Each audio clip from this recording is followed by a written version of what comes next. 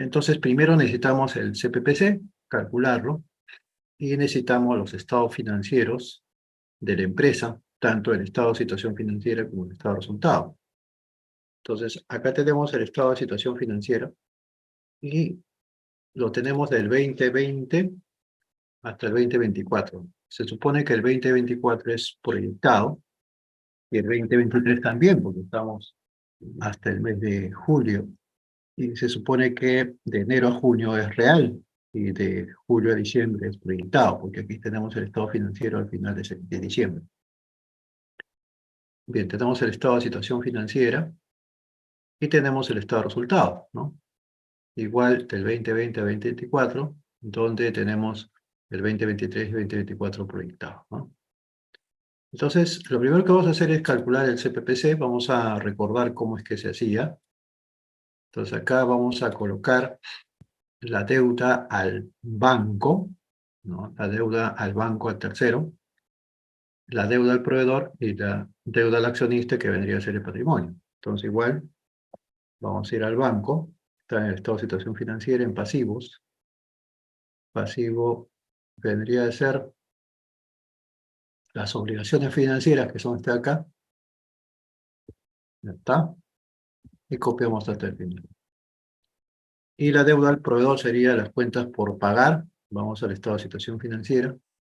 Cuentas por pagar comerciales, acá están. Las comerciales. Y sumamos cuánto es el total de deuda a terceros. Ya está. Y ahora lo que le debemos al accionista, que viene a ser el patrimonio. Este es el total patrimonio que le debemos al accionista, ¿no? Ya está. Y calculamos la deuda total, que sería terceros más accionistas. Eso nos va a servir de datos para calcular el CPPC, ¿no? Bien. Entonces, vamos al 2020. Para eso primero colocamos cuánto le debemos al banco. Deuda al banco igual. Acá está 2020. Deuda al proveedor igual. Acá está. Separamos al proveedor y el banco porque lo que vamos a hacer es calcular el K/I, que es parte del CPPC. Recordar que el CPPC acá está. Es el XI por el K/I, 1 menos el impuesto a la renta, ¿no? Vamos a borrar todo esto para hacer nuevamente el cálculo. Más XE por el caso E, que es el costo por tener capital, ¿no? Ya. Entonces, tenemos acá la deuda, calculamos el porcentaje de deuda, que viene a ser cada uno de ellos sobre el total, y la suma. Ya está. Y en el año 2020 vamos a colocar algunas tasas, ¿ya? En el 2020 vamos a considerar una tasa de crédito anual, otra vez buscamos en la SS, pero vamos a poner acá 45.2% anual, y a proveedores vamos a poner un 8.6. Ya. Entonces calculamos el ponderado, que es la multiplicación de la tasa de deuda por la deuda, y el caso I vendría a ser la suma. Ya está. Entonces el caso I del 2020 es 3014. Entonces ahora procedemos de manera similar para el 2020. Primero vamos a copiar estas fórmulas de tal manera que nos ahorremos el tiempo. Vamos a copiar estas fórmulas. Ya está. Entonces ahora para el 2021. Entonces sería igual el 2021 deuda al banco, está. El 2021 deuda al proveedor, está. Calculamos el porcentaje de deuda, que sería este valor sobre el total. Está. Y el 2021, por eso un tema de casi post pandemia y donde las empresas tienen que reactivar, vamos a decir que el costo de crédito se reduce para fomentar el desarrollo de la industria y de las empresas. Vamos a poner 38.6 y acá 7.4, ¿no? Por lo tanto, calculamos, ya está, Entonces esta fórmula también vamos a copiarlo para que podamos ahorrar tiempo. Ya está. Entonces ya tenemos ya que el 2021 el CPPC es 24.07. Recordad que el CPPC es el costo de obtener dinero. Por lo tanto, es parte importante de la parte financiera del EVA. Acá. Entonces vamos al 2022, igual el valor al banco que está acá, el valor del proveedor que es este acá, tenemos el total, calculamos el porcentaje de deuda, que debería ser este valor, este valor total, ¿ya? Y acá vamos a colocar, las tasas se han mantenido, vamos a poner 39.65, vamos a poner, ¿no? Y acá, este un poquito más, 8.1, ya. Entonces, en el año 2022, la tasa de deuda sería 24.18. Para el año 2023 tenemos la deuda al banco proyectado, que es este valor, la deuda a proveedores proyectados, este valor, y calculamos el porcentaje de deuda. Ya está. Si nos damos cuenta, los porcentajes de deuda, tanto del banco del proveedor, están cambiando, y la estructura óptima de deuda, ¿no? Entonces, la estructura óptima de deuda, o sea, cuánto o qué porcentaje de deuda con el banco y proveedor debo tener, es cuando se tiene el menor costo de capital. Entonces, una regla financiera es que para poder lograr una mejor estructura de financiamiento, debo tener el valor del menor mínimo del costo promedio de de capital, ¿no? Ya está. Entonces acá, digamos que el 2023 sí ya se recupera la empresa, la industria, entonces 40.8 y acá 9.2. Ya está. Y para el año 24 tenemos una proyección de deuda al banco de este monto. Estamos haciendo financiamiento, deuda a proveedores también este monto. Estamos financiando más. La tasa de costo de deuda, el porcentaje de deuda, se está acá y la tasa. Vamos a decir que se proyecta para el próximo año recuperar y aumentar 50.7 y proveedores 10 puntos. Ya. Entonces ya tenemos los KSUI de cada uno de los años calculados con las deudas que tenemos. Entonces vamos a colocar acá los KSUI, ¿no? Entonces acá sería el KSUI del 2020 al 2024. Está. Entonces acá colocamos. KSUI 2020 está por arriba, este valor. KSUI 2021 está por acá. KSUI 2022 está por acá. KSUI 2023 está por acá. KSUI 2024 está por acá. Vamos a tomar atención al 2023-2024 porque son los periodos actuales. El significado de la tasa que vamos a calcular es justamente la tasa de la cual nosotros deberíamos utilizar para cualquier cálculo de tipo financiero. Entonces, para la ingeniería económica se utiliza esa tasa, para el cálculo de EVA se utiliza esa tasa, para cualquier operación de tipo financiero utilizamos esa tasa. Entonces, vamos a colocar acá los riesgos. Entonces, vamos a considerar que los riesgos están en función de esta empresa. Digamos que estamos un sector, vamos a poner acá un 10% de riesgo. El año pasado estaba un poco más, 11. El 22 teníamos más riesgo por el tema de COVID, y acá anteriormente también, y el 2020 peor, ¿no? Entonces ahora vamos a calcular el caso E. Pero para calcular el caso E, hacemos según esta fórmula de aquí, ¿no? El caso E es igual a 1 más el caso I del año, que es este acá.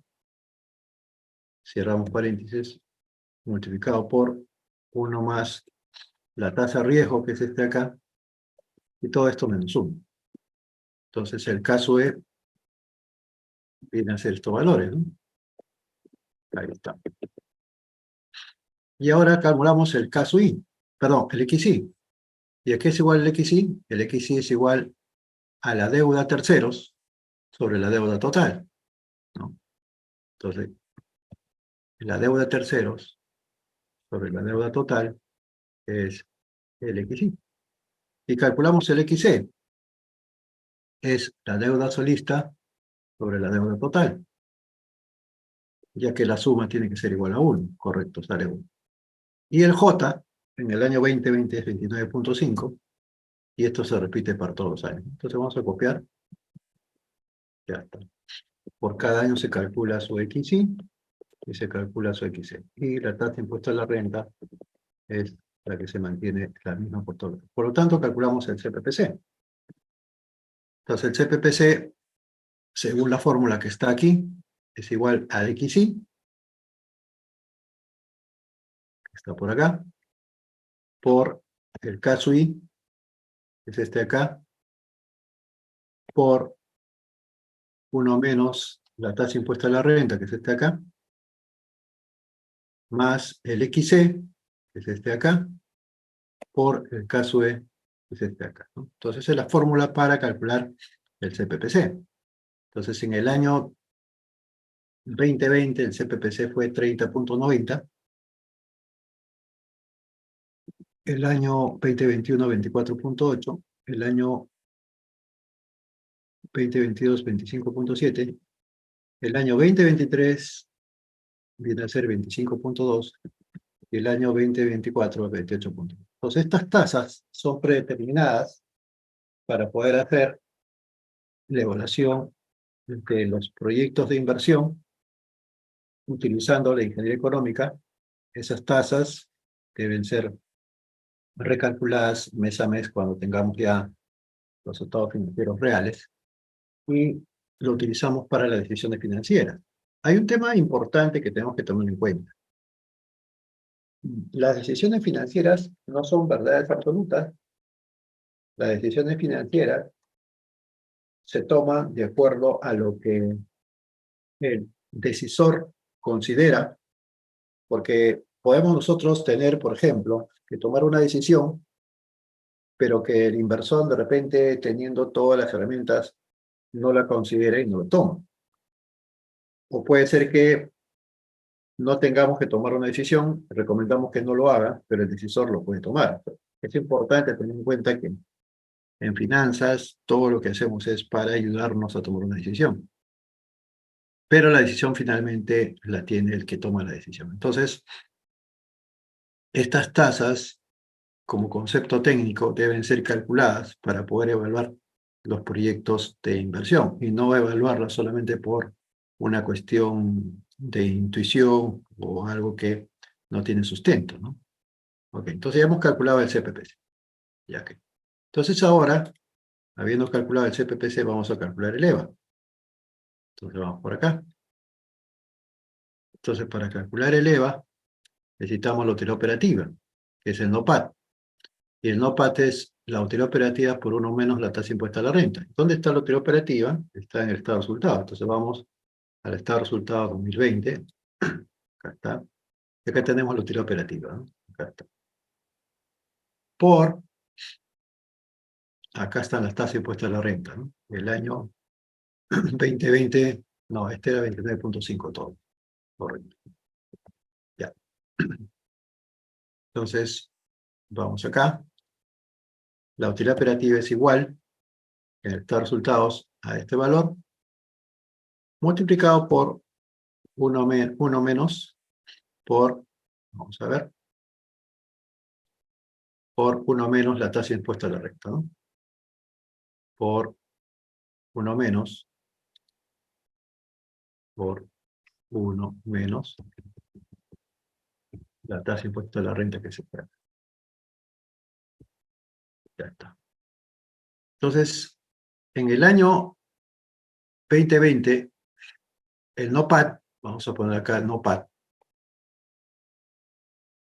perdón, vamos a tener, no, acá estamos calculando acá. Vamos a jalar la utilidad operativa, de acá,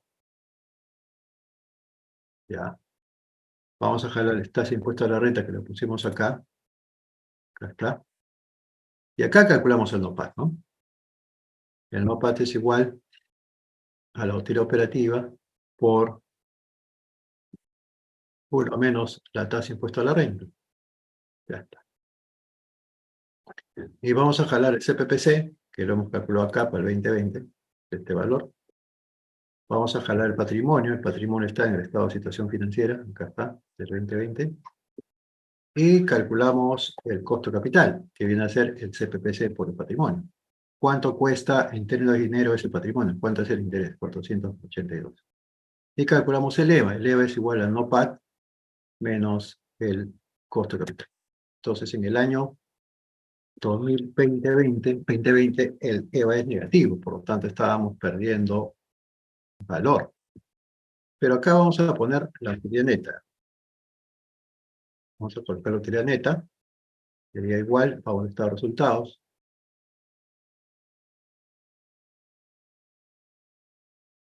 Antes de impuesto a la renta. Entonces, antes de impuesto a la renta. Entonces, la utilidad neta en el año 2020 era 176.480.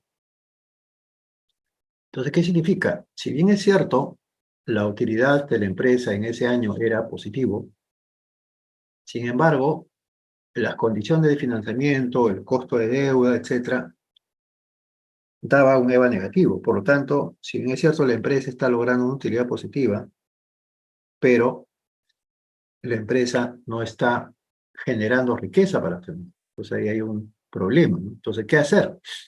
Parte de la solución, parte de la toma de decisiones es hacer proyectos de inversión.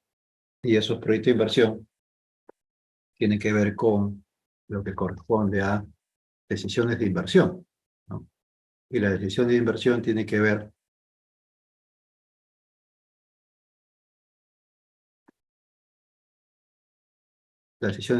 con los proyectos que se tienen que contemplar y esos proyectos tienen que ser evaluados y la evaluación de esos proyectos tienen que hacerse utilizando ingeniería económica y herramientas de tipo financiero, ¿no? Ok. Entonces, vamos a calcular para todo, para ver qué está pasando y sobre todo nos interesa estos 2 últimos años, ¿no? Qué es lo que vamos a lograr en el 2023, cómo quedaríamos y sobre todo qué vamos a lograr en el 2024, porque lo del 2020 al 2022 ya es histórico. Entonces, nuevamente, para verlo, ¿cómo se hace, no? Igual, teoría operativa está en el estado de resultados 2021, acá está. La tasa impuesta a la renta está acá en el CPPC 2021, la misma tasa. Entonces esta tasa la vamos a copiar hasta acá. Y el NOPAT es una fórmula. Entonces copiamos la fórmula acá. El CPPC también está calculado aquí, 24.8.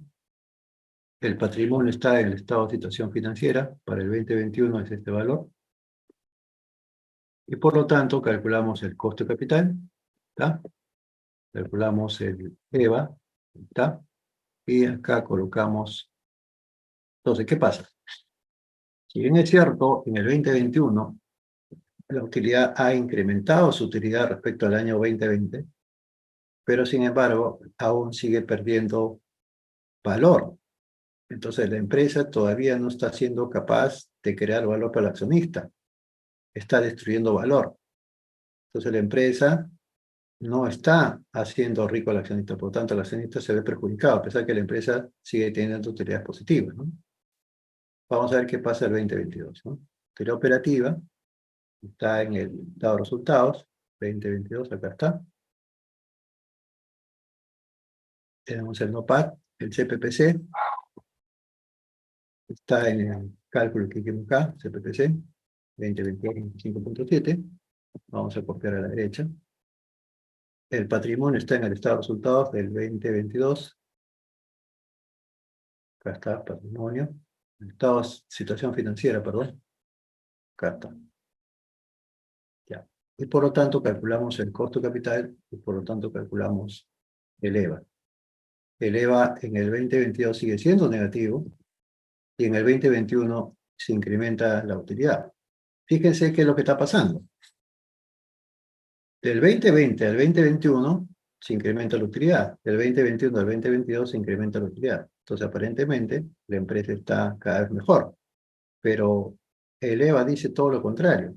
Del 2020 al 2021, si bien es cierto, se ha reducido el valor negativo del EVA, pero sigue perdiendo valor. Y del 2021 al 2022, el valor del EVA ha aumentado. Entonces, primer tema importante, si el EVA es la parte económica, tiene que ver con NOPAT, el NOPAT principalmente tiene que ver con la reducción de costos y gastos, y eso tiene que ver con los proyectos de mejora continua y las decisiones de inversión, donde se aplica la ingeniería económica, pero la aplicación de la ingeniería económica en las decisiones de inversión no necesariamente está siendo de utilidad y conviene a la empresa, porque como vemos, el accionista del 2021 al 2022 aún sigue perdiendo más. ¿Y por qué es importante esto? Porque si una empresa le muestra cuál es el comportamiento del EVA al accionista, el accionista puede tomar una decisión. La decisión puede ser dejar de invertir en esta empresa, dejarlo como está o trasladar su dinero para otra cosa, ¿no? Por ejemplo, del patrimonio, se supone que todo eso le conviene al accionista, entonces el accionista puede retirar parte de su patrimonio, generando un problema financiero porque va a descapitalizar la empresa. Entonces, por eso es importante determinar el valor del EVA, porque tiene que ver con lo que el accionista va a hacer, diferentes aspectos en cuanto a su toma de decisión. En el caso de ustedes que van a ingresar a la maestría de sistemas, este curso de ingeniería económica, el curso de finanzas corporativas, no lo ven. Por lo tanto, todo tipo de proyecto que ejecuten, van a pensar que ese proyecto, porque así lo dice la parte académica o lo dicen los libros, va a ser de efecto positivo a la empresa. Pero eso no necesariamente es cierto. Se tiene que evaluar, se tiene que tomar decisiones respecto a eso. Para evaluar se tiene que aplicar la herramienta de ingeniería económica y calcular el EVA, calcular el CPPC, hacer unas evaluaciones con respecto. Si nosotros, por ejemplo, planteamos una solución a un problema en la empresa aplicando herramientas de sistemas, no necesariamente esa aplicación va a ser conveniente a la empresa, ahí tendría que verse si es que realmente es así o no, ¿no? Entonces, vamos a ver qué pasaría este año 2023 según los datos que tenemos. Entonces, la utilidad operativa proyectada al final de 2023 es, vamos al estado de resultados, la utilidad operativa mejora, el patrimonio, estamos en estado de situación financiera, el patrimonio aumenta. ¿Por qué aumenta el patrimonio? Porque la utilidad aumenta. Entonces calculamos el costo de capital, aumenta. Calculamos el EVA, ¿ya? Entonces el EVA sigue siendo negativo, pero ahora es más negativo. Y calculamos la utilidad proyectada, lo que se ha proyectado. Entonces la utilidad aún aumenta, ¿no? Entonces la utilidad ha seguido aumentando y el EVA ha ido haciéndose cada vez menos negativo. Entonces, aquí lo que tenemos que hacer es lo siguiente, ¿no? Acá, en el 2023, se tiene que proponer alternativas y tomar decisiones de mejora para implementarse entre julio y diciembre. Entonces, al saber una empresa que tiene una utilidad positiva y al saber que esa utilidad positiva ha ido aumentando durante el tiempo, entonces se puede dormir diciendo, bueno, estamos mejorando, entonces por lo tanto ya no hacemos más que solamente cumplir lo que hemos planeado. Pero eso es desde el punto de vista de la utilidad. Pero sin embargo, desde el punto de vista de la creación de valor para el accionista, pues el accionista no está siendo favorecido porque la empresa está destruyendo valor para él. Entonces, ¿qué tenemos que hacer? Tenemos que gestionar la empresa en términos de EVA. Tenemos que ver qué proyectos de reducción, de mejora, para reducir costos y gastos, permitirá incrementar la utilidad para poder lograr que se pueda tener una mejora en el tema de la gestión, una mejora en los resultados y sobre todo una mejora en la capacidad de crear valor para el accionista, ¿no? Entonces, luego vamos a hacer unas simulaciones. Primero vamos a calcular el EVA del 2024. Entonces, la utilidad operativa proyectada del 2024 está en el estado de resultados. ¿Ya está? Está reduciendo la utilidad. El patrimonio proyectado en 2024 está en el estado de situación financiera. ¿Está? Aumenta el patrimonio. El costo de capital aumenta, eleva, se hace más negativo. Entonces, ha sido un problema. Y la utilidad disminuye.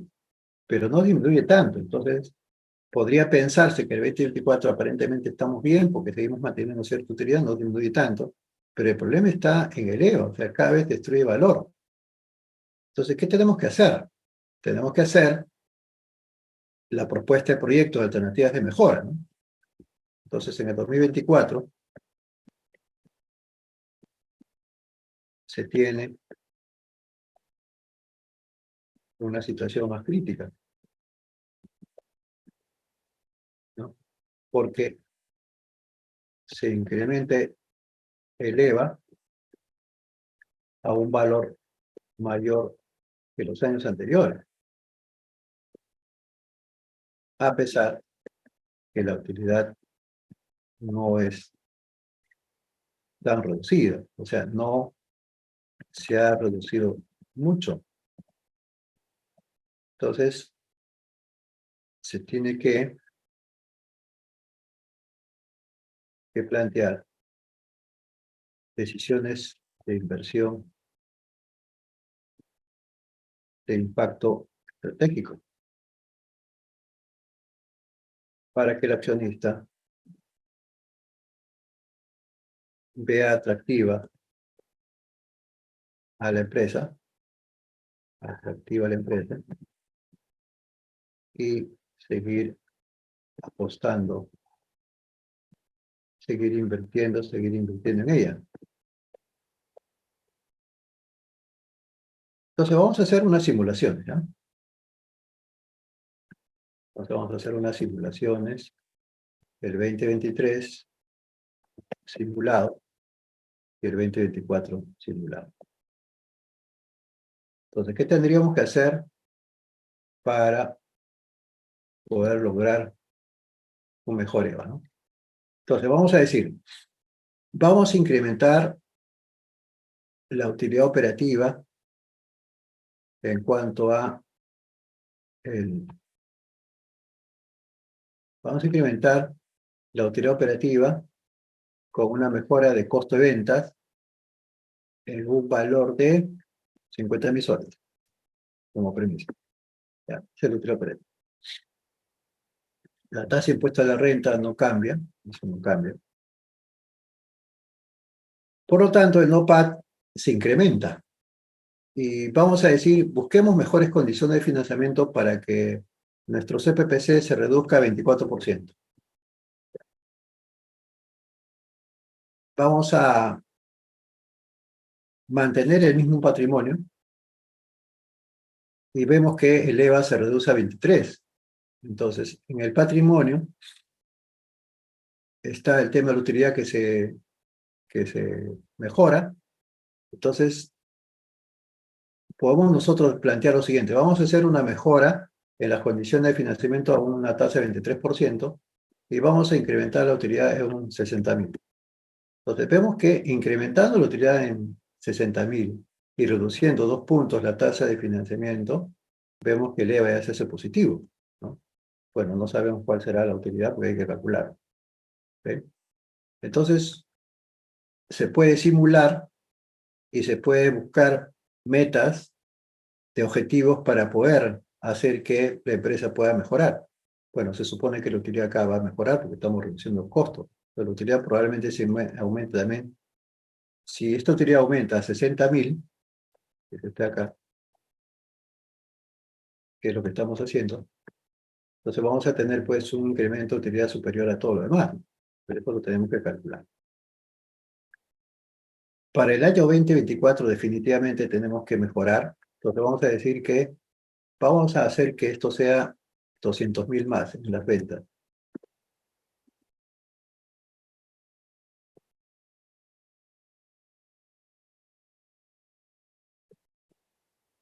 Vamos a aumentar 200.000 más. Ya está. ¿Cómo lo podemos hacer? Revisando el mix de ventas, haciendo mejor investigación de mercado.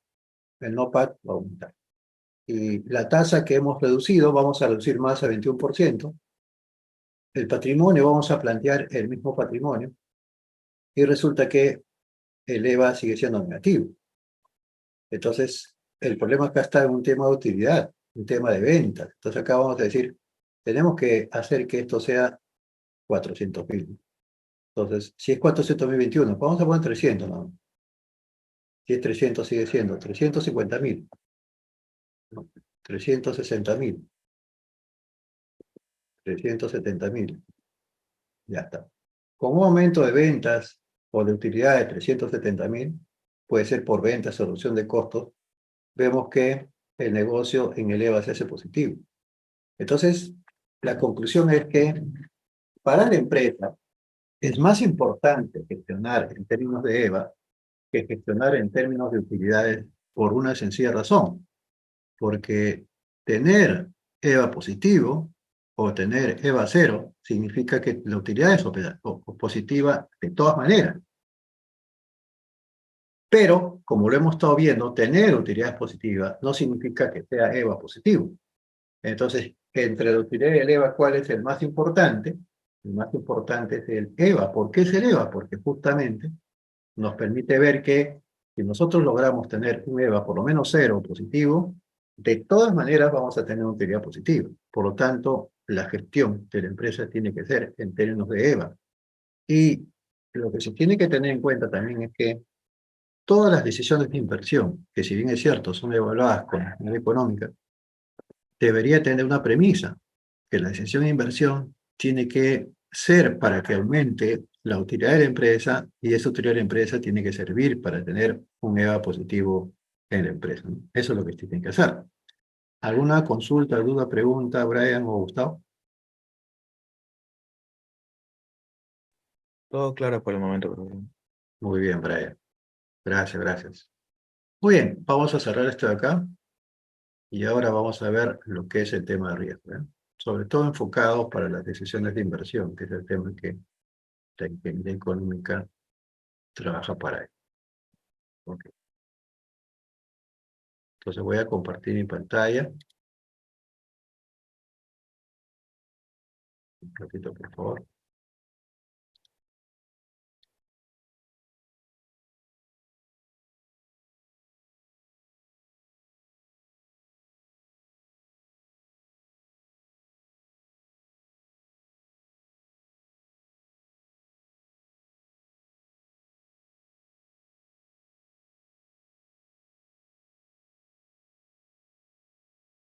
Compartiendo mi pantalla.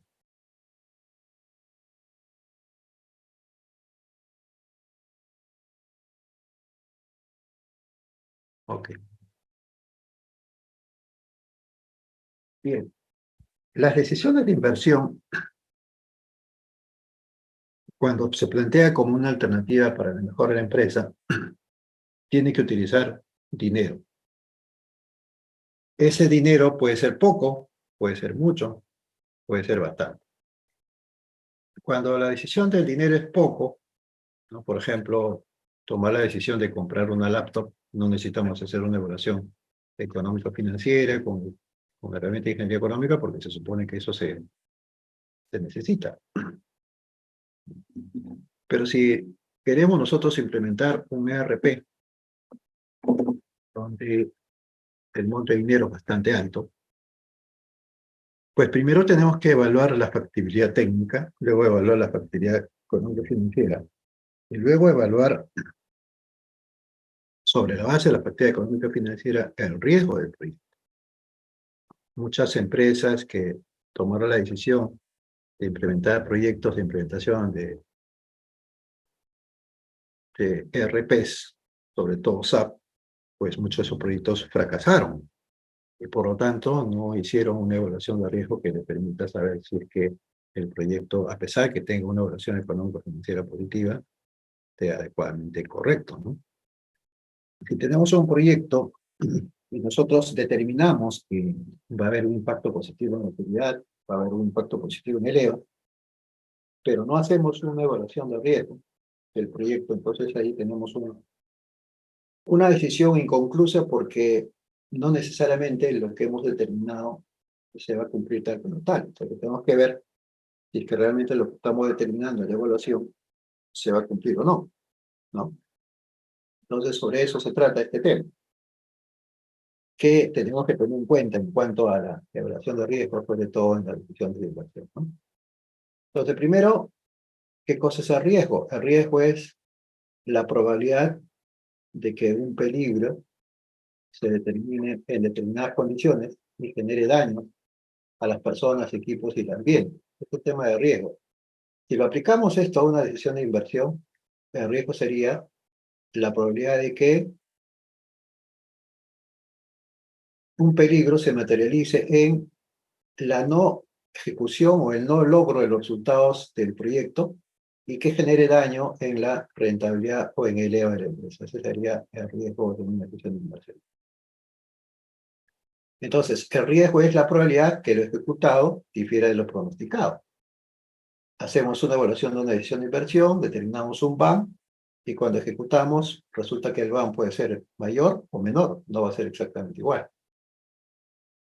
Entonces, cuanto más riesgo se tiene, más es la variabilidad de los resultados. Entonces, cuanto más riesgo se tiene, se supone que debería esperar un mejor resultado. Entonces, para poder minimizar los efectos de los riesgos que se puede identificar, se tiene que hacer una gestión de riesgo.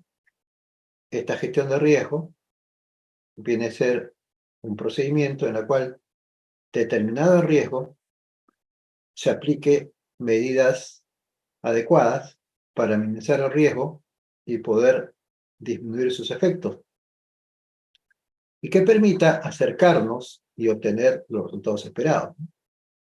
Entonces, cuando hablamos de gestión de riesgo en los proyectos, es primero medir el riesgo, segundo, sobre la base de la medición de riesgo, ver cuáles son las variables críticas que afectan este riesgo y poder tomar acciones en el proyecto de inversión para que se pueda controlar y que los efectos de ese riesgo no se vean materializados en la implementación de la inversión que se ha evaluado. Eso se trata. Entonces, veamos. Entonces, el riesgo tiene 4 dimensiones. Una dimensión es la incertidumbre. La incertidumbre crea probabilidades, porque no sabemos qué va a pasar, por lo tanto estamos en un mundo probabilístico. Entonces, esta probabilidad y esta incertidumbre, si lo colocamos frente a los objetivos que se espera, entonces esa probabilidad, esa incertidumbre de riesgo frente a los objetivos que la organización espera, va a generar un impacto. Ese impacto puede ser positivo, puede ser negativo. Entonces, cuando sea positivo o negativo, vamos a tener una oportunidad o vamos a tener una amenaza. Porque podemos tener también una incertidumbre que ayude. Por ejemplo, ¿cómo podemos tener una incertidumbre que ayude? Si es que nosotros podemos a esa incertidumbre aprovechar que se beneficia de la empresa o que hace daño cuando se genera un riesgo y no lo podemos controlar. Entonces, eso es lo que tenemos que tener en cuenta. Entonces, cuando existe un riesgo contra el logro de los objetivos de la empresa o el logro del objetivo de la decisión de inversión, vamos a tener un impacto. Entonces, así como hemos visto lo que es el riesgo, también tanto lo que es la gestión de proyectos de PMBOK define el riesgo. Entonces, definamos un riesgo. El riesgo es un suceso susceptible de ocurrir que puede alterar el desarrollo normal de un acontecimiento previsto en aquello que se tiene programando, pero que pueda generar un daño. En el caso de una decisión de inversión, el riesgo va a ser lo que puede pasar cuando se implemente esa inversión, de tal manera que pueda alterar los resultados esperados. Entonces, el PMBOK en el capítulo 11 dice, ¿no?, que el riesgo es un evento incierto o la condición de el cual puede causar un efecto positivo o negativo en el objetivo del proyecto. Puede causar un efecto negativo o efecto positivo. O sea, riesgo puede ser de ayuda o en daño. También dice, en el glosario de Pittsburgh dice que el riesgo es un acontecimiento discontinuo, es decir, no es permanente, va a suceder de manera alternante, que puede afectar al proyecto para bien o para mal, ¿no? Puede afectar al proyecto para bien o para mal. O sea, puede haber un riesgo que pueda ayudar al objetivo del proyecto, puede haber un riesgo que puede dañar al proyecto. Por lo tanto, los riesgos pueden ser amenazas u oportunidades. Entonces, según esto, los riesgos deben ser identificados, los riesgos deben ser gestionados de tal manera pues que se aproveche las oportunidades que se presentan y se genere acciones para mitigar los daños que se puedan presentar o ocurrir. Bien, avanzamos. Sin embargo, nosotros podemos hacer muchas evaluaciones, podemos definir que tenemos un proyecto de inversión que tiene alto riesgo y que podemos recomendar que no se implemente o no se ejecute, pero sin embargo, el que decide, el que toma la decisión bajo el concepto de adversión al riesgo, la actitud frente al riesgo, puede decidir tomar la decisión de ejecutar el proyecto. Entonces, primero es el tema del decisor, que puede, según su actitud o adversión al riesgo, tomar una decisión aceptando o no aceptando riesgo, ¿no? Si es un decisor que siempre espera invertir a lo seguro, entonces le gustará siempre minimizar los riesgos. Si es un decisor que le gusta arriesgarse, bueno, a pesar que conozca el riesgo, debe, quisiera o va a tomar la decisión de implementar el proyecto, la decisión de inversión. Sin embargo, si una empresa no adopta una estrategia activa frente al riesgo, lo que está haciendo es aceptar la decisión de sucesos que pueden perjudicar a la empresa y no prepararse ante ellos. Lo malo no es que se acepte o no la decisión con riesgo, sino lo malo es que no tengamos preparado acciones concretas para mitigar eso. Entonces, no adoptar ninguna decisión o insuficiente ya es de por sí asumir un riesgo. O sea, cuando uno toma la decisión sin poder evaluar el riesgo que corresponda, es por sí asumir un riesgo en esa decisión. Entonces, frente a las decisiones de inversión, frente a los proyectos de inversión, ¿cómo hacemos para poder primero medir el riesgo? O sea, lo más importante es medir el riesgo. Y sobre la base de la medición de ese riesgo, poder tomar las acciones o decisiones convenientes para poder hacer un logro de resultados adecuados a la empresa y sobre todo tener un impacto positivo en el EVA. Entonces hemos dicho primero que tenemos una propuesta de inversión, es un proyecto técnico, un proyecto que se va a implementar en la empresa, que puede estar en la planta o puede estar en la parte administrativa, puede estar en la parte comercial.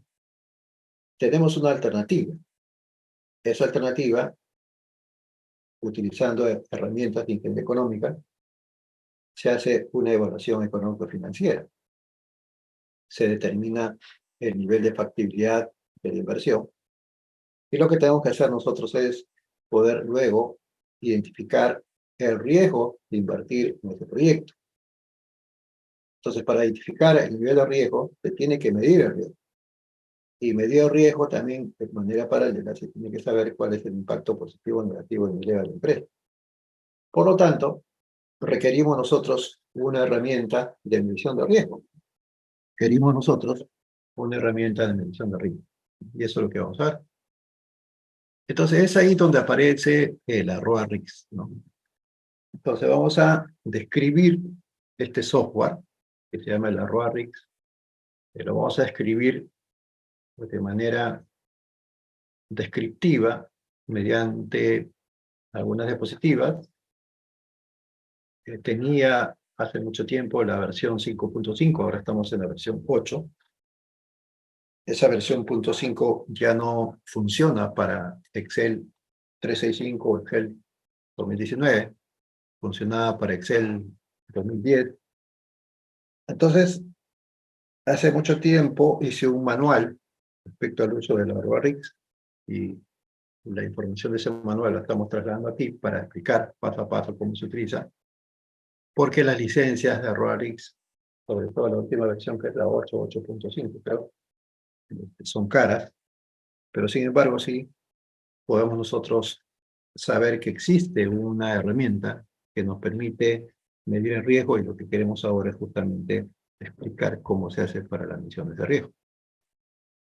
Bien, primer tema. El ROA-RIX es una aplicación informática que está desarrollado como un add-in en el Excel.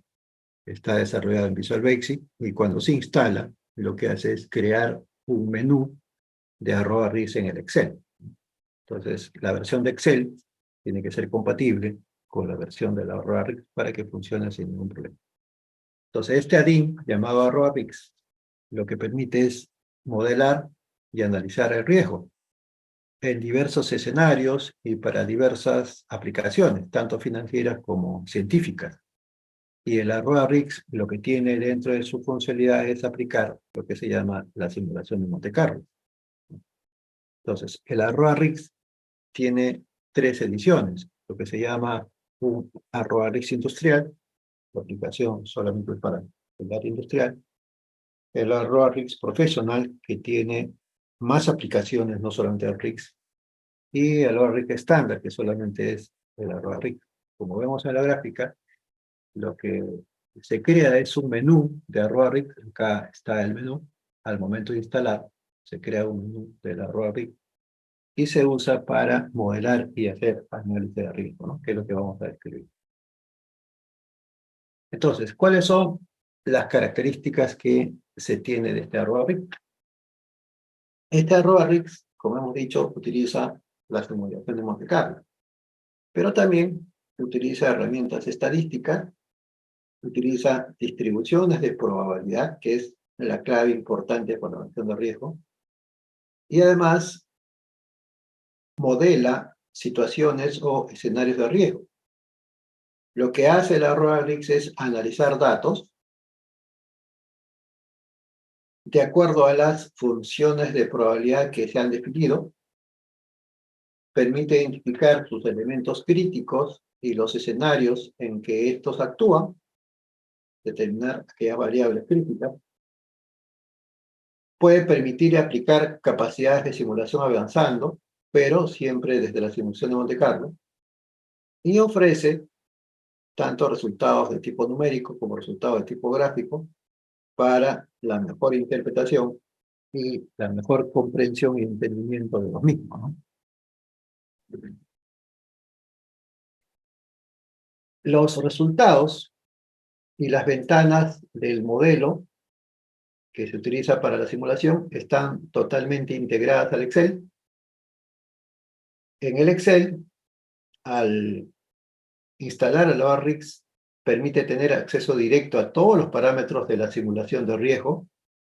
El ROA-RIX fue creada por una empresa que se llama Palisade. Todos los resultados y los gráficos se encuentran dentro del Excel y se actualizan cada vez que se actualiza o se haga nuevas simulaciones.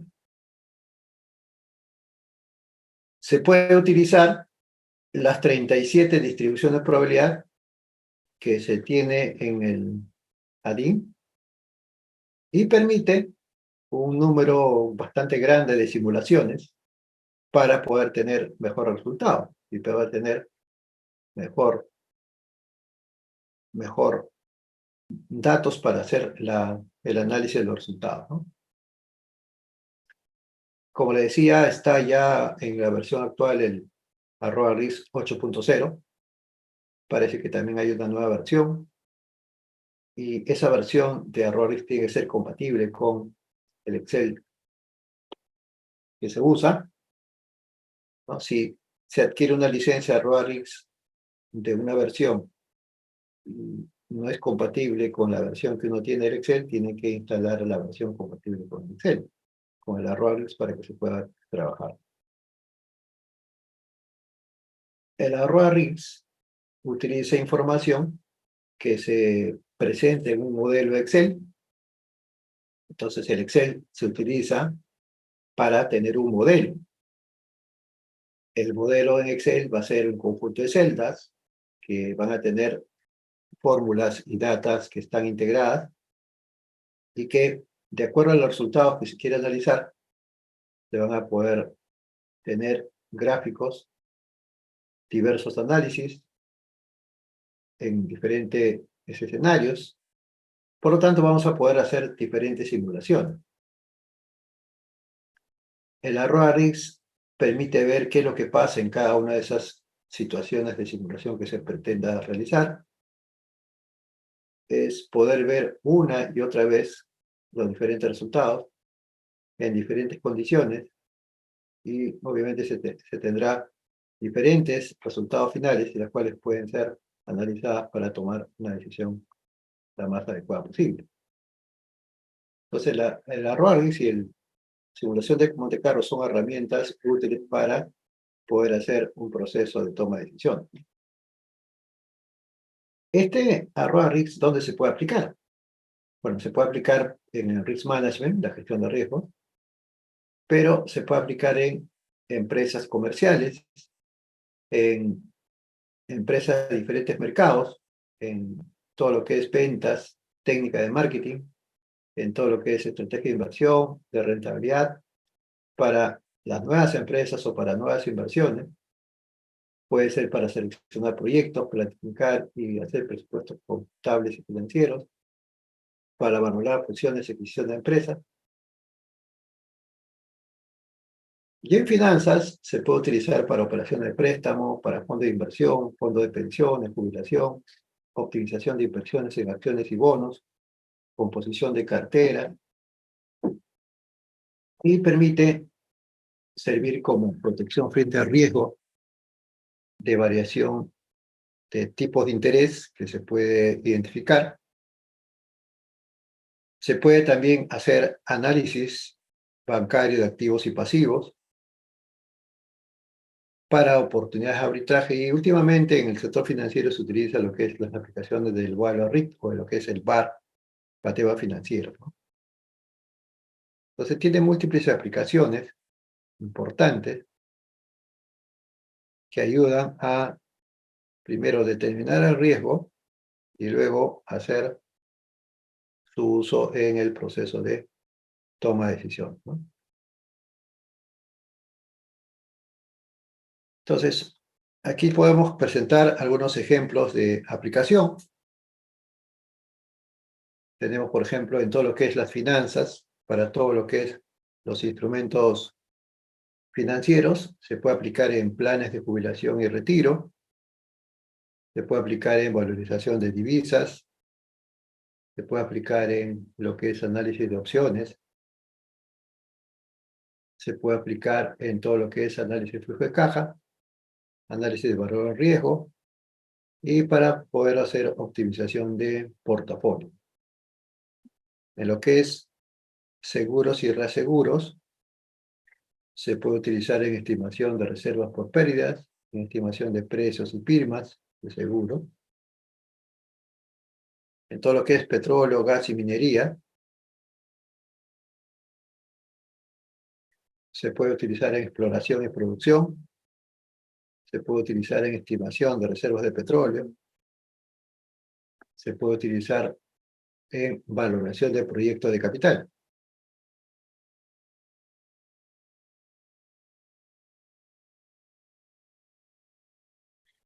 En todo lo que es Six Sigma y control de calidad, se puede aplicar en control de calidad de manufactura, en mejora frente a servicio de cliente, se puede aplicar en Lean Six Sigma. En todo lo que es industria manufactureras, se puede aplicar Six Sigma y control de calidad, se puede hacer análisis de nuevos productos, planeación de la producción, cierre de plantas, estimación de recursos para investigación y desarrollo, estimación de contagios e infección, para el medio ambiente, conservación de especies en vía de extinción, reducción de contaminación y proyecciones, para el gobierno y defensa, asignación de recursos, usos militares, correcciones presupuestarias y bienestar social, para industria espacial, transporte, estimación de costos, planeación de carretera, optimización y cadena de suministro y distribución. Y dentro de lo que es el tema de los proyectos, ¿no? Estamos pues considerando todos los proyectos relacionados a tecnologías, proyectos de sistemas, donde también se puede utilizar el @RIX. Entonces, ¿cómo se puede hacer los pasos y las etapas para lo que es una simulación de riesgo? ¿Cómo se puede hacer las etapas para lo que es una simulación de riesgo? Bueno, lo primero que se tiene que hacer es definir el sistema, ¿no? ¿Qué es lo que se quiere evaluar? ¿Qué es lo que se quiere analizar? ¿Qué es lo que se quiere simular? Entonces, primero se estudia cuál es el contexto del problema, se identifica los objetivos del proyecto que se quiere realizar, se especifica los índices de medición de la efectividad del sistema, se especifica los objetivos específicos del modelamiento, se define qué sistema es el que se quiere modelar. Entonces, teniendo claramente el problema, lo que ahora se tiene que hacer es formular el modelo. Lo que se tiene que hacer es formular el modelo. Entonces, para formular el modelo, se define y se construye el modelo con el cual se obtendrá los resultados deseados. En este caso particular, si estamos utilizando @RIX, se tiene que hacer un modelo en Excel para aplicar el @RIX. Teniendo el modelo, se tiene que recolectar los datos, se tiene que definir con claridad y actitud los datos que el modelo va a requerir para producir los resultados. Y luego, lo que se hace es implementar el modelo en la computadora. Entonces ya se define qué se va a utilizar.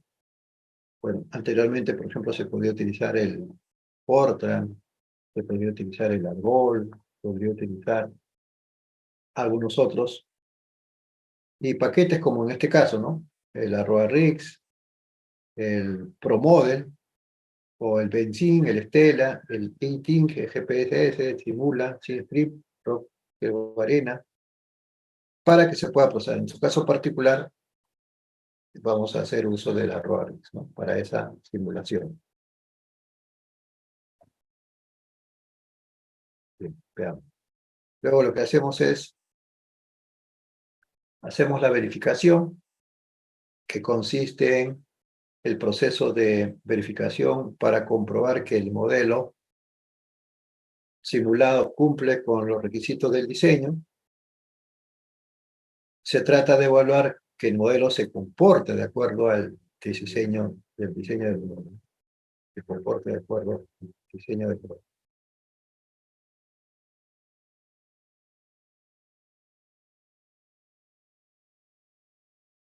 Luego viene la validación del sistema. En esta etapa se tiene que evaluar las diferencias entre el funcionamiento del simulador con el sistema real que se trata de simular. Entonces hay que ver cuáles son las variaciones, las diferencias que se tienen que considerar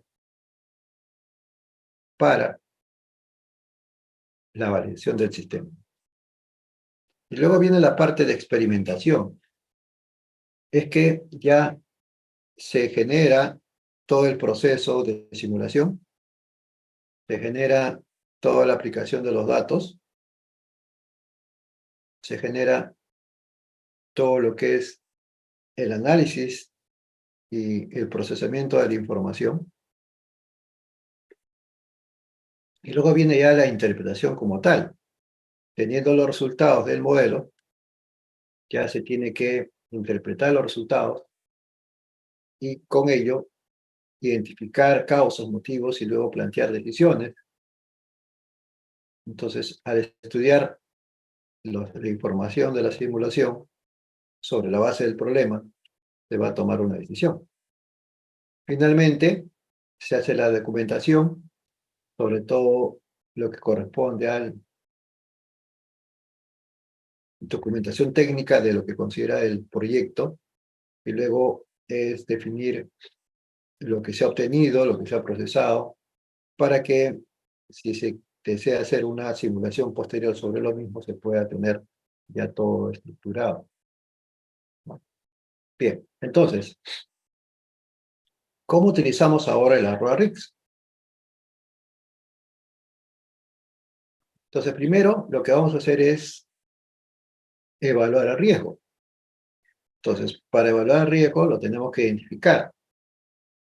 Y para identificar, utilizamos pues todo lo que es diferentes, por ejemplo, matriz de riesgo es un tema para poder identificar los riesgos. Pero después, lo que tenemos que hacer es algo importante, que es la medición de riesgo. Entonces, para la medición de riesgo, vamos a utilizar el software que se llama ROA-RIX. Va a utilizar lo que se llama ROA-RIX. El ROA-RIX nos va a permitir a nosotros medir el riesgo. ¿Cuál es el nivel de riesgo de lo que estamos evaluando? Conocido el nivel de riesgo, vamos a controlar ese riesgo. Y vamos luego a hacer una gestión de ese riesgo. Y esa gestión de ese riesgo también lo vamos a hacer a través del ROA-RIX, sobre todo en el tema de las simulaciones, para poder ver las mejores decisiones que se debe considerar para analizar el riesgo. Entonces, ¿cómo hacemos para medir el riesgo con el ROA-RIX?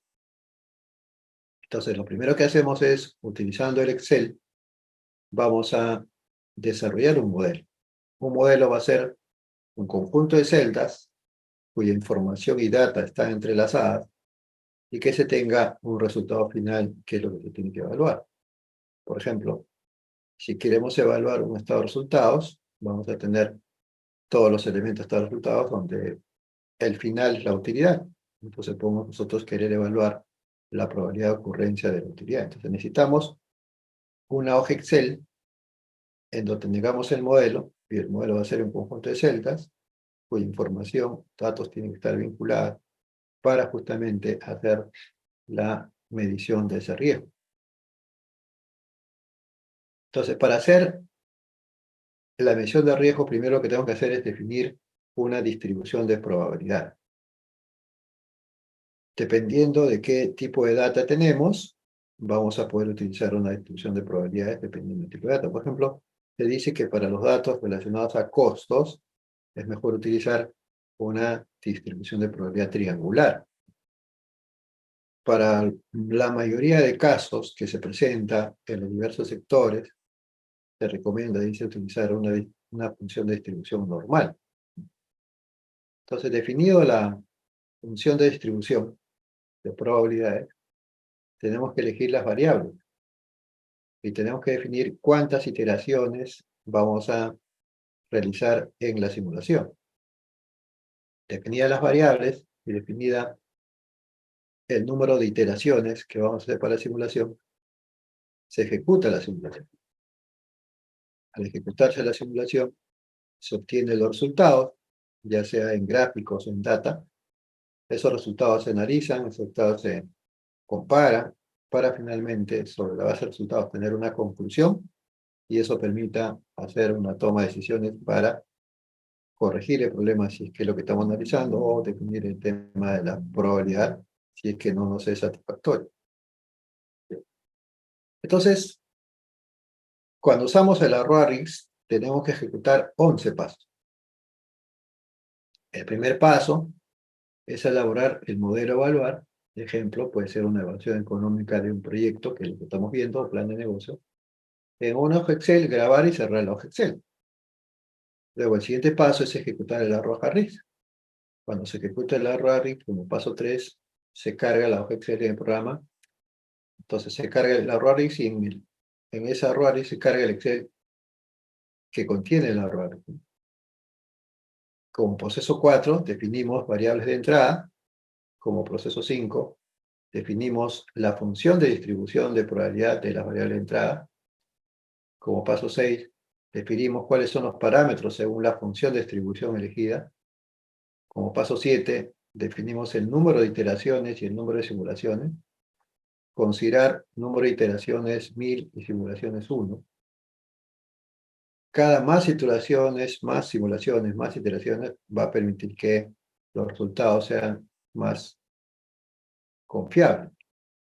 Paso 8 es definir el o las variables salida. Paso 9, ejecutar la simulación. Y paso 10, mostrar los resultados con la función de probabilidad acumulada, que es una de las alternativas que permite poder ver los resultados y tomar algún tipo de lectura y sobre todo plantear una decisión al respecto. Y finalmente, interpretar resultados que van a ayudar a disminuir o conocer el riesgo y poder tomar alguna acción para disminuir o mitigar el riesgo. Entonces vamos a ver paso por paso, ¿no?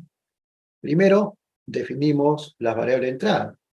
Entonces, lo que se hace es escoger cuáles son las variables que en el modelo van a impactar directamente en el resultado, y cada una de esas variables se le asigna una función de distribución de probabilidad. Entonces, podemos utilizar, por ejemplo, una distribución normal, una distribución triangular, una distribución uniforme, una distribución exponencial, una distribución logarítmica normal. Generalmente, sobre todo en lo que son evaluaciones de proyectos, se utiliza una distribución normal o una distribución triangular. La distribución normal es la distribución más importante de todas las funciones de distribución de probabilidad, porque es justamente la distribución normal la que describe una gran cantidad de fenómenos naturales, así como otros que se toman a nivel de las decisiones en gestión o las personas. Entonces, los que gestionan las empresas utilizan esta función de probabilidad normal para variables inciertas como, por ejemplo, ventas, beneficios, costos, gastos, tasas de inflación, precios, tipo de interés, etc., ¿no? Y la función triangular está definida por 3 parámetros. El parámetro mínimo, que es el valor más probable, el valor máximo, o sea, mínimo, probable y máximo. Y la aplicación de esto es principalmente sobre riesgo financiero, sobre riesgo de negocio y sobre costos y gastos. Tenemos también la distribución uniforme, que es la más sencilla. Está acotada entre un punto mínimo y un punto máximo, y es aplicable para calcular probabilidades de tiempo de espera que se mueven en ciclos, como por ejemplo el uso en automóviles, trenes, ascensores, etc. Y la distribución exponencial se utiliza para describir sucesos aleatorios que ocurren a lo largo del tiempo. Se utiliza a menudo para modelar el tiempo que transcurre entre la incorporación de un elemento a un sistema o el fallo, por ejemplo, de máquinas o de componentes electrónicos. Y la función de distribución logarítmica normal se forma como la variable aleatoria del logaritmo natural de x, y sus aplicaciones están en lo que es fenómenos que no pueden tomar valores negativos, ¿no? Por ejemplo, tiempo de un trabajo, precios de inmuebles, etc. Para lo que es evaluación de proyectos de inversión en las decisiones de inversión, normalmente utilizamos la distribución normal para ingresos y la distribución triangular para costos y gastos o flujos de dinero, ¿no? Tanto de salida y flujo de dinero de ingresos con la distribución normal. Eso es lo que se aplica para los proyectos de inversión. Entonces vamos a ver ahora, ¿no?, dónde se hace. Estas pantallas corresponden al software de Arroris en la versión 5.5. La versión 8.0, en cuanto a su cantidad de opciones y modelamiento y pantallas, no ha cambiado mucho, ¿no?, porque sigue el parámetro del Excel, como el Excel en cuanto a sus pantallas, opciones, no ha cambiado, entonces normalmente no cambia, ¿no?, sino que se hace un poco más adaptable para utilizar algunas otras opciones complementarias adicionales. Entonces, ¿dónde se define las distribuciones de la variable entrada, ¿no? Entonces, en el menú de la Arroris existe una opción que se llama definir distribuciones. Entonces ahí se da un clic, ¿no?, en esta opción, y ahí permite poder definir la función de probabilidad. Previamente a ello, debemos habernos ubicado en la variable que queremos nosotros definir. Entonces, tenemos que ubicarnos en la celda que incluye la variable que nosotros queremos definir, ¿no?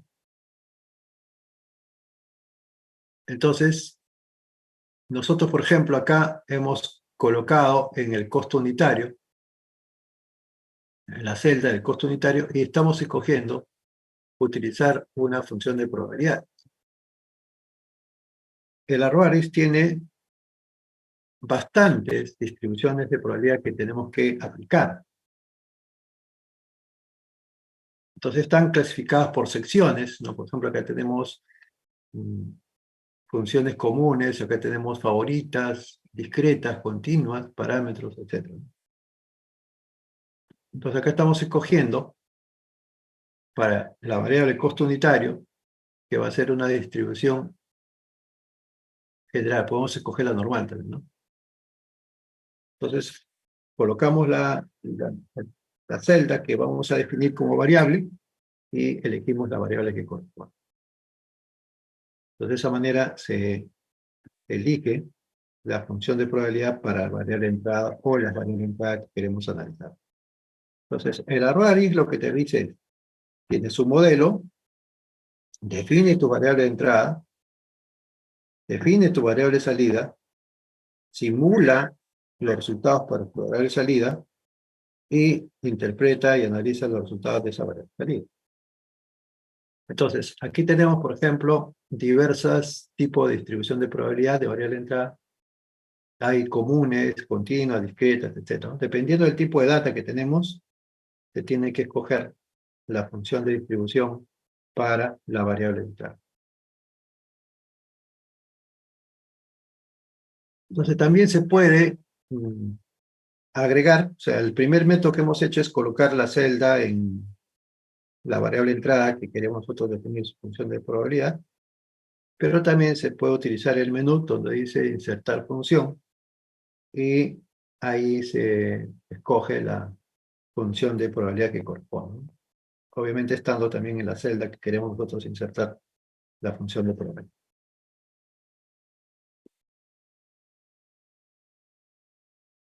Entonces, cuando ya se escoge la función de probabilidad, dependiendo de qué función se trata, sale una pantalla donde se tienen que asignar los parámetros de la función de probabilidad. Si se trata de una función de probabilidad triangular, como hemos mencionado, se tiene que introducir los parámetros del valor mínimo, el valor promedio y el valor máximo, ¿no? Y si se trata de lo que es una función de probabilidad normal, se tiene que elegir se tiene que ingresar la media y se tiene que ingresar la desviación estándar esperada. Cada función de probabilidad nos permite poder asignar valores, parámetros para esa variable, dependiendo de la función. Entonces, cuando se agrega ya los valores de la función de probabilidad, finalmente, al aceptar esos valores, el arrow nos muestra gráficamente, según la función de probabilidad, un gráfico con los valores que se han incorporado. Entonces, si queremos nosotros mirar por cada variable o por cada dato qué funciones de probabilidad hemos ingresado, lo único que hacemos es poder marcar la opción y activar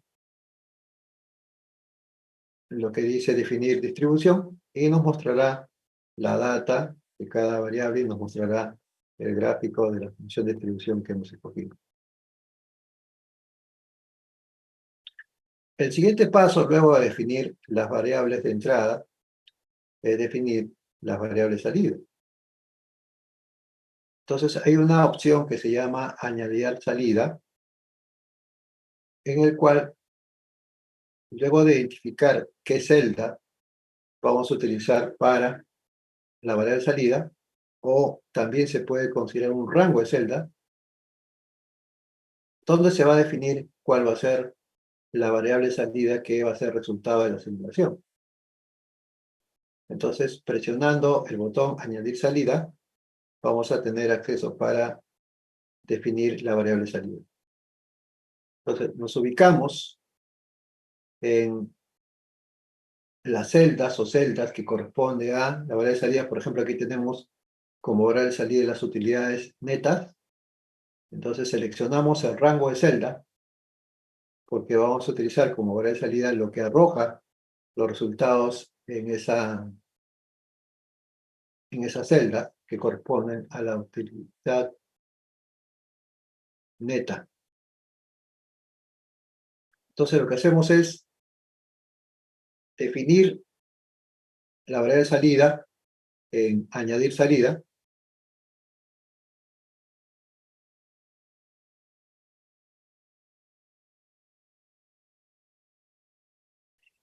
Presionamos el botón que dice añadir salida, ya sea una celda o un conjunto de celdas, se define la variable salida. En este caso acá, en este conjunto de celdas, se está definiendo la variable salida que corresponde a las utilidades netas en el ejercicio. Entonces, cuando ya se selecciona, entonces vamos a ver que se muestra dentro de el arrow el nombre de cada uno de los rangos de salida, así como la variable salida de forma individual. Entonces se le va a asignar nombres para que justamente al hacer la evaluación, luego de la simulación, se pueda mostrar. Entonces, cuando veamos que ya está definida la variable salida, vamos a ver que sobre ellas aparece en cada una de las celdas ya no solamente el valor según la fórmula calculada, sino lo que aparece es ahí, dice un RIX output, es decir, salida del RIX y la celda que corresponde. Entonces, se va a poder ver el RIX output, que significa variable de salida, en la fórmula de la celda, la cual designa como variable de salida el arroba RIX. Entonces, lo que hace el arroba RIX es incorporar en cada una de las celdas esas funciones que van a permitir hacer el procesamiento para poder medir el riesgo y sobre eso analizar el riesgo.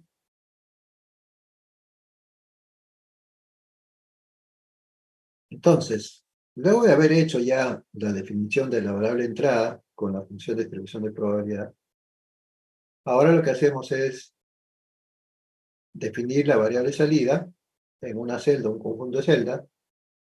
Entonces ya estamos previo a lo que es ya la simulación.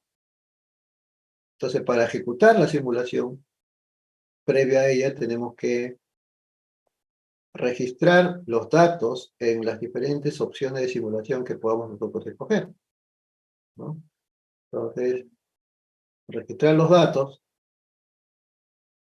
en las diferentes opciones de simulación que podemos hacer. Por ejemplo, la cantidad de iteraciones, el número de simulaciones, si vamos a activar o no activar el modo demo. Entonces, se va a poder escoger, se va a poder seleccionar todas las cantidades de simulaciones que podamos hacer, toda la cantidad de iteraciones que queremos hacer, ¿no? Y se puede poner en la opción de modo demo, porque la opción modo demo permite ver todo el procesamiento cuando se están haciendo los cálculos de manera directa. Y nos permita justamente también ver que las hojas de cálculo, los datos y los gráficos que se van obteniendo, se van actualizando durante la simulación cuando se ejecuta de manera real. Pues acá lo que hacemos es colocar todos los parámetros para ejecutar la simulación. Entonces, en uno de los parámetros que tenemos que colocar es colocar el número de iteraciones. Entonces se sugiere colocar como cantidad de iteraciones 1000, o sea, va a ejecutar 1000 veces repetidamente y va a obtener 1000 resultados. Y en cantidad de simulaciones se sugiere hacer 1, porque si se escoge más de 1 va a hacerse 1000 iteraciones, 2 simulaciones va a dar 2 veces lo mismo. todo depende de qué tipo de proyecto es, todo depende de la importancia, magnitud de la inversión para poder interactuar a mayor cantidad de iteraciones y mayor cantidad de simulaciones, la data es mucho más precisa que corresponde. Y luego lo que hacemos es iniciar la simulación. Entonces, se va a ejecutar la simulación, ¿no? Y se va a ejecutar lo que es la simulación de Monte Carlo.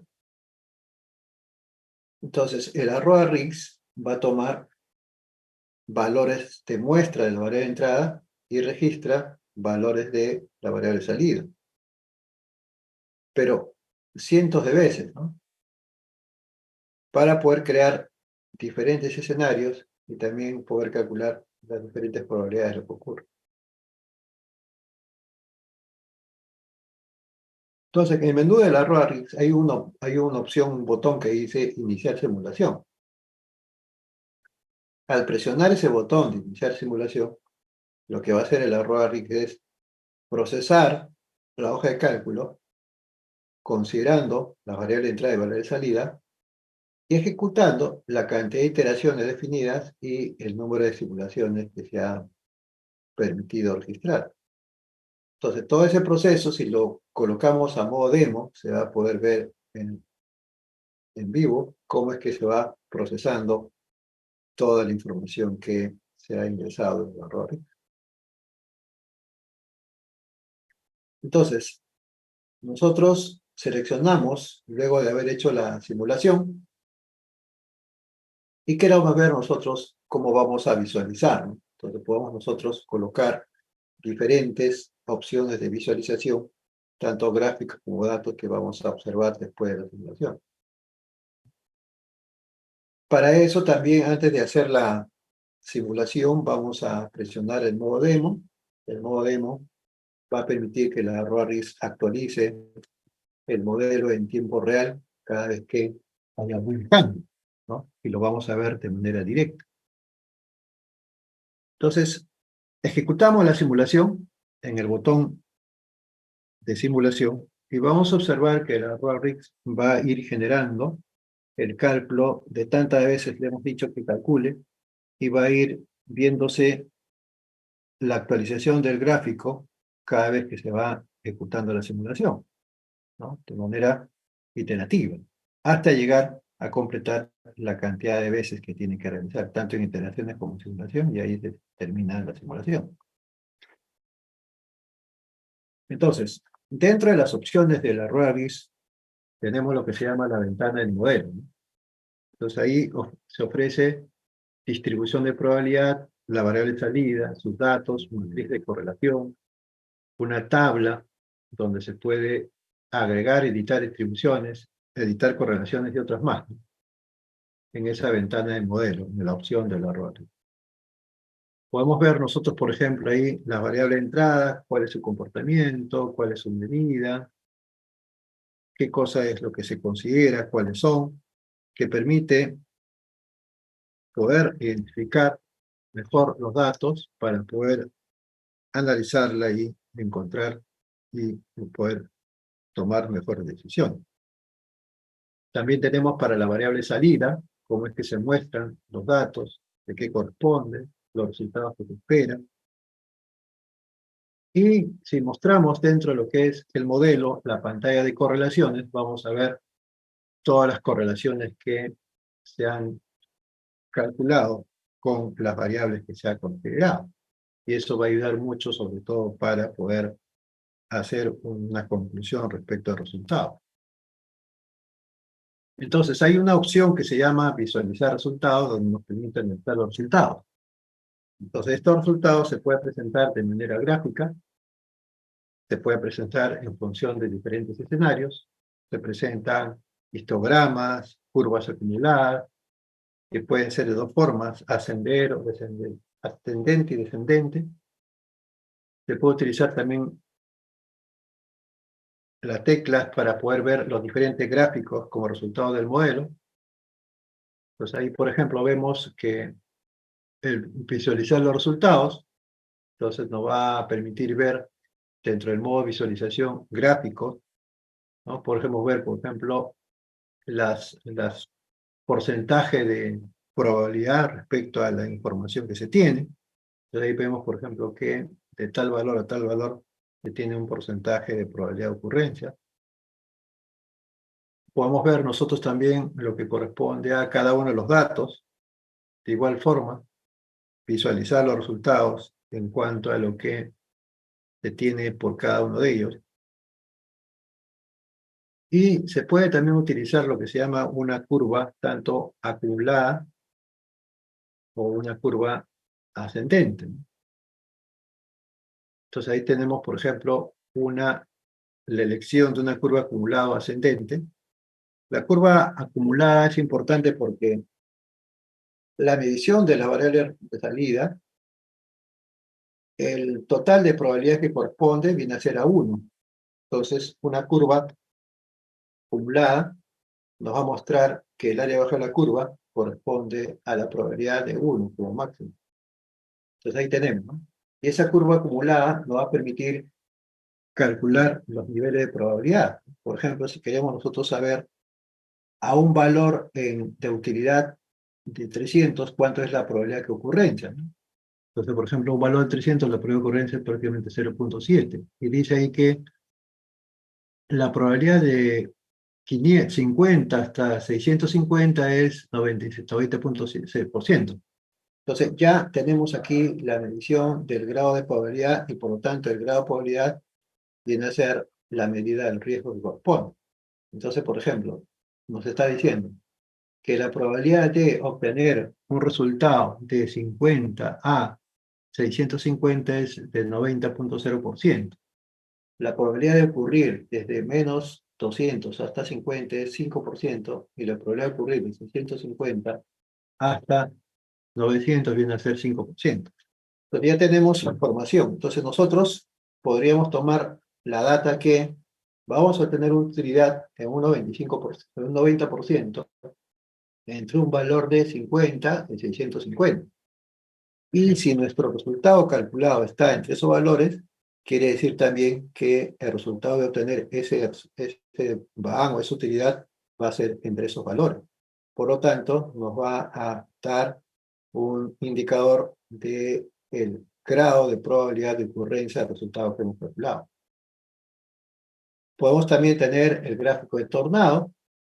Estos gráficos nos permiten analizar la sensibilidad, ¿no? Podemos tener también, por ejemplo, coeficiente de regresión y coeficiente de correlación. Y también tenemos lo que se llama el diagrama de dispersión. En este diagrama de dispersión nos va a mostrar la relación entre las variables de salida simuladas y lo que es la distribución de entrada. Entonces tenemos ahí de manera gráfica los resultados de estas dispersiones según las relaciones que se han planteado. También tenemos el diagrama de caja, resumen y de tendencia. Dispone de varios tipos de caja de resumen gráficos para que se pueda revisar de acuerdo al rango de variable de salida. Se pueden hacer desde cualquier ventana para poder ver estos gráficos y poderlos revisar. ¿Okay? Entonces, el Arroarix es un software muy interesante para poder nosotros hacer la evaluación de los riesgos. Voy a presentarle finalmente un ejemplo de cómo es que se hace todo esto en cuanto al impacto en el EVA. El tema es que como no tengo licencia de Arroarix, no lo puedo utilizar, pero sí quiero presentar un ejemplo sobre todo de cómo es que el impacto en el EVA se ejecuta, ¿no? Entonces vamos a ver. Voy a compartir mi pantalla, un ratito.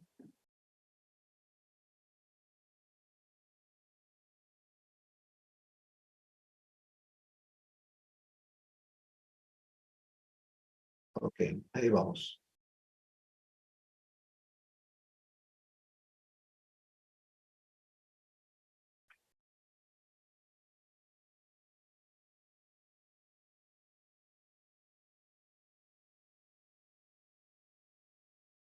Bien, este es el caso de una mejora de procesos y que permite calcular el impacto sobre el EVA de la empresa, ¿no? Entonces, en esta empresa se ha identificado lo que se llama un proceso crítico que se llama producción de offset de cheques voucher. Se hace la identificación del problema y sus causas mediante un diagrama de Chikawa. Se encuentra que el problema es la entrega de productos a destiempo, y de acuerdo a las causas tenemos que, por ejemplo, respecto a la mano de obra, es uno de los aspectos es la falta de compromiso del personal, la falta de personal operativo, la falta de capacitación del personal. Respecto al tema de equipos, demora en la generación de la orden de trabajo vía el ERP, la falta de integración de información del ERP entre la cotización y la orden de trabajo, la carencia de un plan de mantenimiento. Respecto al medio ambiente hay un desorden, poco aprovechamiento del espacio.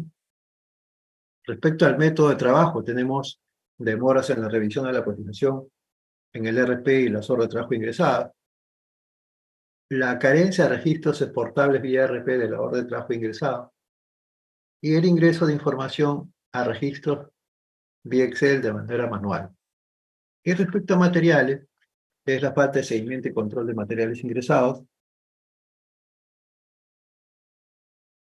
los procedimientos inadecuados al despacho de materiales y la entrega de materiales sin consumo en sistema. Eso está como consecuencia problemas de entregas o demoras de entrega de productos.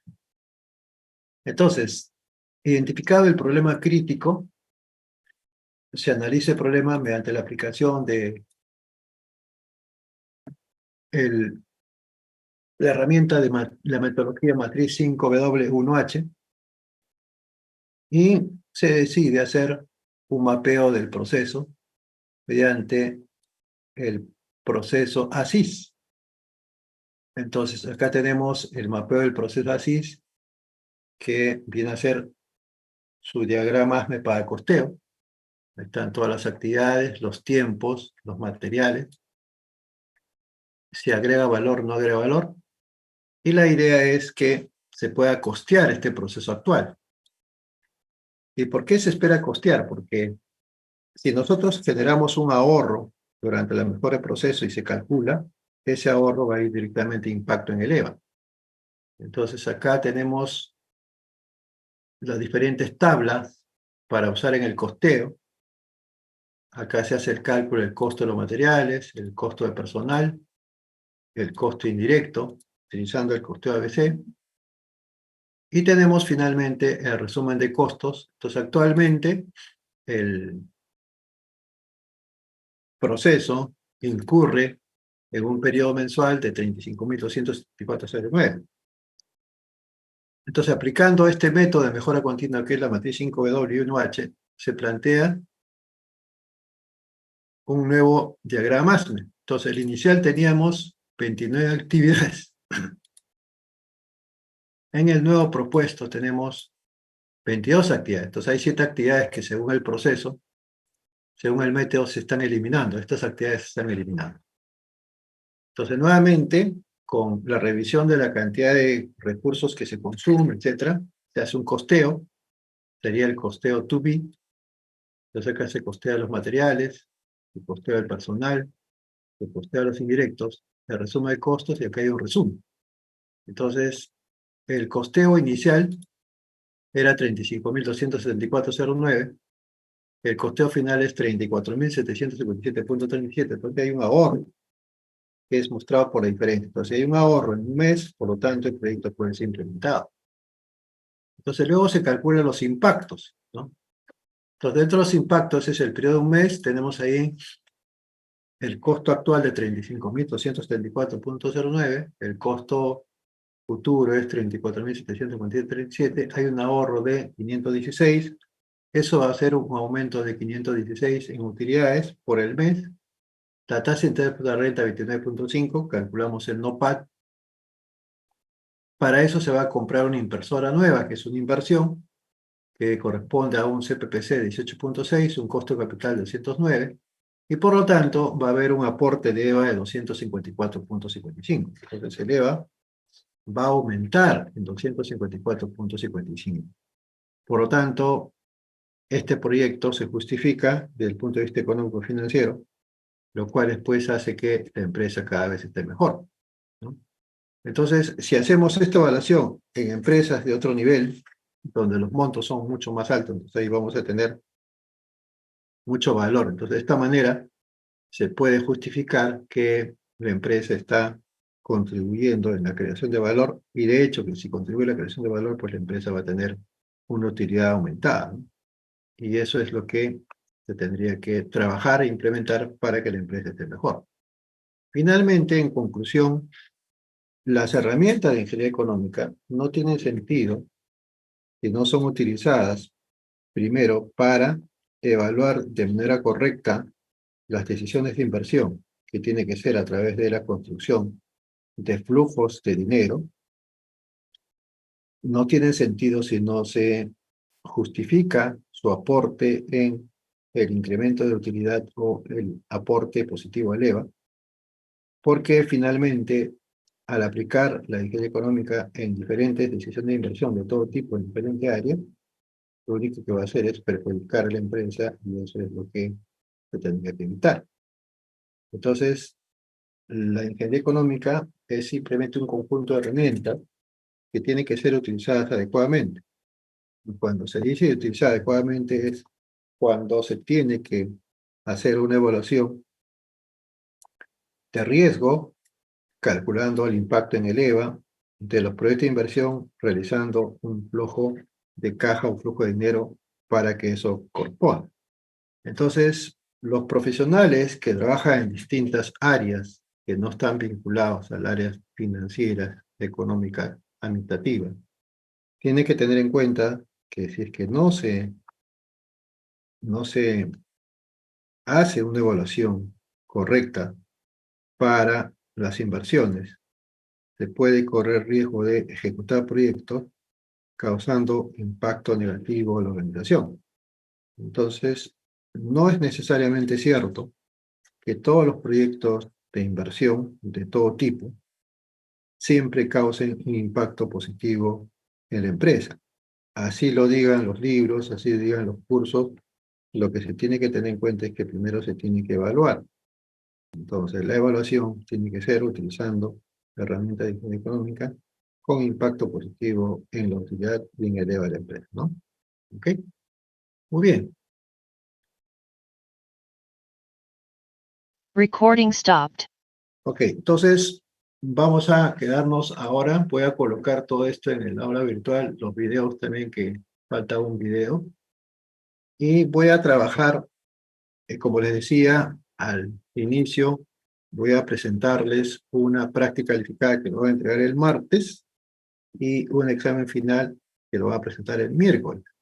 Entonces, en ambos casos son 2 hojas Excel que solamente lo van a desarrollar Gustavo y Brian, nada más, ¿no? Son los dos únicos que van a presentar. Y dependiendo de su asistencia, que creo que todos están 100%, no va a haber ningún problema. Entonces, por favor, voy a enviarles ahora y entregarles por correo a la fecha indicada, el día martes hasta final del día, y el día miércoles hasta final del día, para que pueda yo emitir ya las actas correspondientes con la nota que corresponde. La nota de esa práctica es nota de práctica, y la nota del examen final es nota del examen final. Voy a colocar ahorita todos los archivos para que los tengan disponibles, ¿no? Ok, caballeros, ¿alguna pregunta particular? No, eso sería todo, profesor. Muchas gracias. Ok, entonces atento a sus correos, por favor, para que ya estén trabajando lo que queda pendiente. Listo, caballeros, ha sido un gusto estar con ustedes y bueno, ya estaremos seguramente encontrando más adelante en la maestría. Bueno, yo estoy en la maestría de Ingeniería Industrial, pero seguramente por ahí, cuando ya ojalá te empiecen las clases presenciales, se podemos encontrar. Un gusto y hasta luego. Cuídense. Hasta luego.